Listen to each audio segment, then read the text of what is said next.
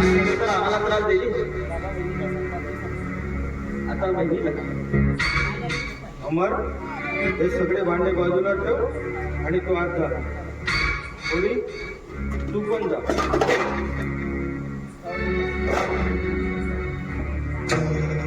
शांते, अगं ए शांते,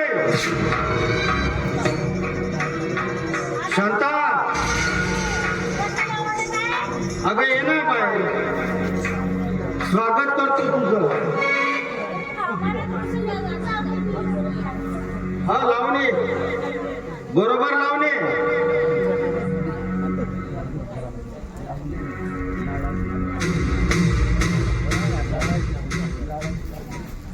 कुठं चालली होती? लिपस्टिक लावून एवढा मेकअप करून कुठं चालली होती? राजेश्वरी चित्रपट सुरू आहे ना. हा, म्हणत होतं चित्रपट बघायला चालली होती नाही का? बरोबर. पण आंघोळीला पाणी सुनबाईनेच ठेवला होता ना? का मग कमी ठेवायला पाहिजे का? पण तुला हे कळलं नाही की गरम पाणी कुठं आहे आणि थंड पाणी कुठं आहे? म्हणजे माझ्या आधीच शहानिशा झाली वाटते नाही. अगं शहानिशा म्हणजे काय? म्हणजे एकाचे दोन आणि पहिलीचे तीन करून सांगितलं. अगं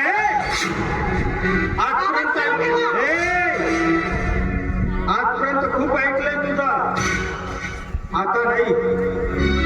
आता एक शब्द तुझा ऐकणार नाही तुझं. का? अगं तुला कळायला पाहिजे होतं ना. एका बकेटमध्ये थंड पाणी होतं, एका बकेटमध्ये गरम पाणी होतं. अगं तुला किती पाहिजे आणि किती नाही हे तुला कळायला पाहिजे होतं ना. आणि हो, आणि हे भांडे कोण घासणार? कोण? आणि हो, वरून त्या पोरीचा विनाकारण हात चढलं आणि ती एका हाताने कशी घासणार होती भांडे? सांग ना. मुडका, आजपर्यंत तुझं ऐकून घेतलं, आता एक सुद्धा ऐकणार नाहीये. आणि हो, हे संपूर्ण भांडे धुवून टाक, नाहीतर मी आलोच.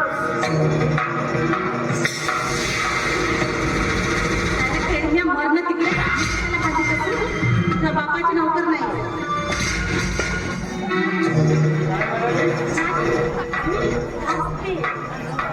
भांडे घास.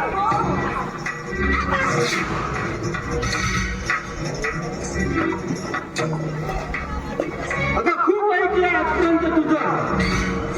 तुझ्या मतानुसार मागत आलो, पण नाही. वाटलं होतं तो तुझा लांडगे भाऊ नाही का जागल्या, नेहमी घरी यायचा.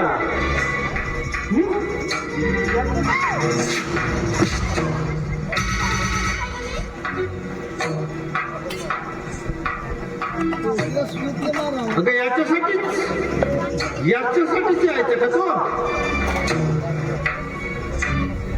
अगं माझ्या सुखी संसाराची संपूर्ण राख रांगोळी केली त्या भाज्या. येऊ दे त्याला.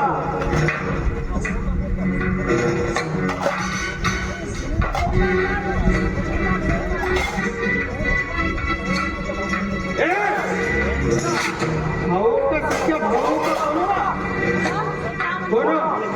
तुझा भाऊ का कोण? बघायला आला तेव्हा भाऊ होता की कोण होता?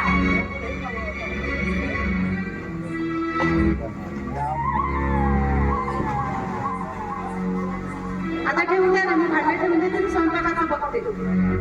बघते म्हणजे काय? मी वावराकडे जातो. शिदोरी घेऊन ये. हो येते. येते नाही, डबा घेऊन ये आता. येते म्हणलं.